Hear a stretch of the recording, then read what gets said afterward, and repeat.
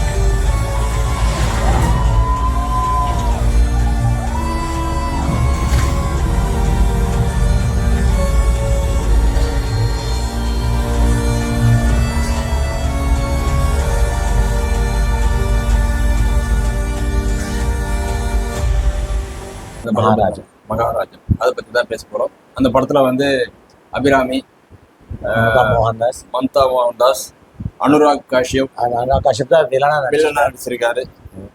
நடராஜ் நக்கி அவர் நடிச்சிருக்காரு. Police inspector ஆகிறாரு. லட்சுமி எங்கள் வீட்டு சாமி சார். என் பொண்ணு கேம்ப்லேருந்து வந்தோடனே லட்சுமி எங்கன்னு தான் சார் கேட்பேன். எப்படியாவது கண்டுபிடிச்சி கொடுங்க சார். 2 தனிப்பட அமைச்சு தேடுற இன்ஸ்பெக்டர் சார் சொல்லியிருக்காரு. ஒரு இளவும் இவனுங்க பண்ண மாட்டானுங்க. கடைசியில் உன் கோமணத்தை கூட உருவிட்டு விட்டுருவாங்க. 10 லட்சத்தில் லஞ்சம் கொடுக்குறேன்னா கோடியில் ஏதோ பதுக்குறேன்னு அர்த்தம். முனிகாந்த், புலி, சிங்கம்புலி. ஆமாம். இன்னும் பலர் நடிச்சிருக்காங்க. அதில் விஜய் சேதுபதியோட பொண்ணா நடிச்சிருக்கு. இவங்களோட இதை பற்றி தான் இன்னைக்கு நம்ம ஒரு வியூ பார்க்க போகிறோம். ஆமாம். பட் இருந்தாலும் இந்த நிதிலன் சுவாமிநாதன் அவரோட டைரக்ஷன், ஃபிலோமினன் ராஜ் எடிட்டிங்கு, ப்ளஸ் வந்து இந்த அஜனேஷ் லோகநாதன் அவர் தான் இசையமைப்பாளர். ஸோ எல்லாமே ஓவராலாக பார்த்தீங்கன்னா டோட்டலாகவே நல்லா பர்ஃபார்ம் பண்ணியிருக்காங்க. எல்லாமே நல்லா இருக்குது. கதைக்குள்ளே போனால் என்ன, ஆமாம், அதாவது ஒரு படம் எங்கே ஆரம்பிக்கிறாங்களோ அதே சீனில் கடைசியில் முடியுதுன்னா அந்த படம் பெரும்பாலான படம் வந்து ஹிட்டாக தான் இருக்கும். ஆமாம். அது ஃப்ளாஷ்பேக்காக சொன்னால் சரி, இல்லை ஃப்ரண்ட்டில் ஆரம்பிச்சு பின்னாடி வந்தாலும் சரி, எப்படி இருந்தாலும் சரி, ஒரு லொக்கேஷன்லேருந்து ஆரம்பிக்கிற ஒரு விஷயம் மறுபடியும் திருப்பி அதே லொக்கேஷனில் முடிக்கிற ஒரு விஷயம் இந்த படத்தில் வந்து ஒரு ஹைலைட்டு. அது ரொம்ப நல்லா அமைஞ்சிருக்கு. முக்கியமானது பார்த்தோம்னா எல்லாருமே என்ன நினைப்பாங்க, ஒரு குப்பை தொட்டிக்காக படம் பார்க்கணுமா அப்படின்னு நினைப்பாங்க. ஆமாம். ஆனால் டோட்டலாக வந்து பார்த்தீங்கன்னா அந்த வித்தியாசமே வேற மாதிரி கொண்டு போயிருக்காரு. ஆமாம், ஒரு டிஃப்ரெண்டான ஸ்டோரி சொல்லலாம். ஆமாம், ஒரு குப்பை தொட்டி வச்சு தான் கதை. அப்படிதான் நம்ம எல்லாரும் நினைக்கிறோம்.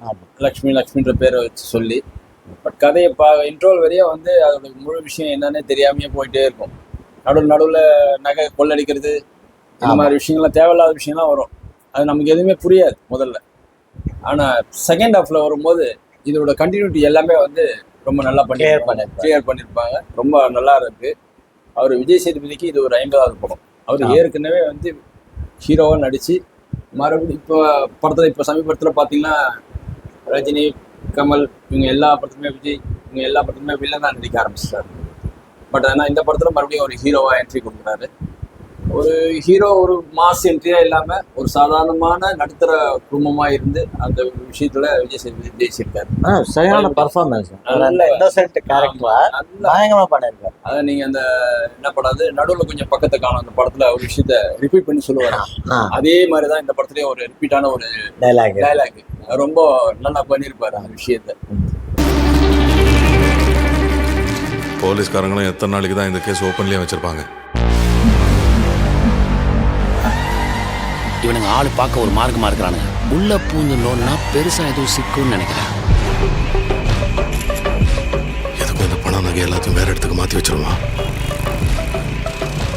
ஃபாலோ பண்ணுவோம். சரியான நேரமாக இப்போ தாத்து போட்டுருவோம்.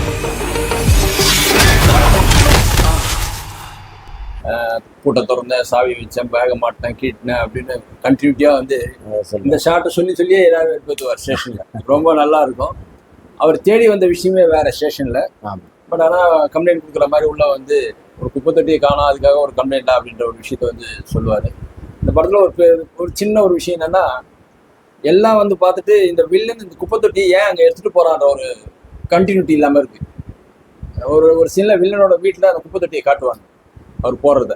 அதில் ஒன்று பார்த்தீங்க அப்படின்னா, வில்லனுக்கு வந்து அவருக்கு பிடிச்ச பொருள், பழைய பொருள் ஏதாவது இருந்தாங்கன்னா அதை எடுத்துகிட்டு போகிற பழக்கம் உண்டு. புரியுதுங்களா? அப்போ பாரு, அந்த ஒரு வீட்டில் வந்து ஒரு பொம்மை மாதிரி. ஆமாம் ஆமாம். ஸோ அந்த கேரக்டர் காமிக்கிறாங்க. சில பேர் வந்து அந்த மாதிரி பண்ணுவாங்க. பிடிச்ச பொருளை வந்து எடுத்துகிட்டு போய் வீட்டில் வச்சுப்பாங்க. அது ரொம்ப பழசாக இருந்தால் தான் எடுத்துகிட்டு போவாங்க. புதுசு பேர் ஆசைப்பட மாட்டாங்க சில பேர். அந்த கேரக்டர் அப்படியே நடிச்சிருக்காரு அவர். அது எப்படின்றது அது நல்லா இருக்கு இந்த விஷயம். மறுபடியும் படம் முழுக்க பார்த்தீங்கன்னா சென்டிமெண்ட் தான் முழுசா. ஒரு பாலியல், அந்த பாலியல அதுக்கான விஷயத்த அதை எப்படி இவர் எல்லாரையும் படித்து இருக்கிறாருன்றது தான் விஷயம். ரொம்ப நல்லா பண்ணிருக்காரு. வித்தியாசமா கொண்டு போயிருக்காரு. சிங்கம்புலியும் ரொம்ப நல்லா பண்ணியிருக்காரு அவருடைய கேரக்டருக்கு. ரொம்ப இன்னோசென்ட்டா. ஆமா, இந்த படத்துல வந்து அவரும் ஒரு வில்லன் தான். ஆமா, அது கடைசியில தான் தெரியும். ஆமா, அது வரையும் அவரை ஒரு இன்னோசென்ட்டா காமிச்சு ஒரு இதுவா எடுத்துட்டு போறது ரொம்ப நல்லா பண்ணியிருக்காங்க. ஓவரால் படம் வந்து மிக அருமையா வந்திருக்கு. கிளைமேக்ஸ் as usual தான். ஆமா, பழைய கிளைமேக்ஸ் தான். கிளைமேக்ஸ்ல ஒரு விஷயம், ஒரு ட்விஸ்ட் இருக்கு. ஆமா, ஒரு வில்லன் வந்து அந்த ஒரு பொண்ணுகிட்ட அந்த மன்னிப்பு கேட்கணுன்ற விஷயம் அதோட பாதத்தை தொட்டி கேட்க முடியாத ஒரு சூழ்நிலை. பட் ஆனா அவர் விழுந்து அந்த ரத்தம் அந்த பாதத்துல போய் படிஞ்சு அதை முடிகிற அந்த டைரக்ஷனோட டச் ரொம்ப நல்லா இருந்துச்சு. ரொம்ப பாராட்டணும் அந்த விஷயம். Hot touch. ஆமா, ரொம்ப நல்லா இருந்தது. டைரக்டருக்கு வாழ்த்துக்கள்.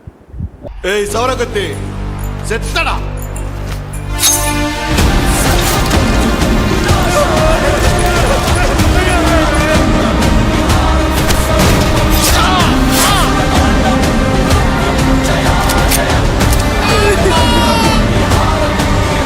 லட்சுமி சார்,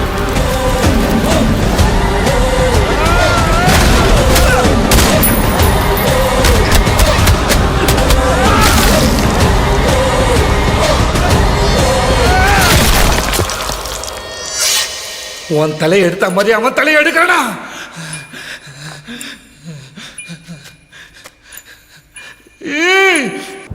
மமதா மோகன்தாஸ்க்கு அவ்வளோ பெரிய கேரக்டர் இல்லை. ஆமா, பட் ஓகே, டிசென்டான ஒரு பிடி மாஸ்டர் வராங்க. இது பண்றாங்க. ஸோ மற்றபடி முனிஷ்காந்த் எல்லாம் வந்து எல்லாமே வந்து ஆஷூஸ். படம் ரொம்ப அருமையா வந்திருக்கு, அது மட்டும் சொல்லிக்கலாம். ரொம்ப நல்லா இருக்கு படம். எல்லாரும் தியேட்டர்ல போய் பாருங்க, ரொம்ப அருமையா வந்திருக்கு. கண்டிப்பா உங்களுக்கு பிடிக்கும் எல்லாருக்குமே நல்லா அவசியம் போய் தியேட்டர்ல பாருங்க. தேங்க்யூ. வணக்கம்.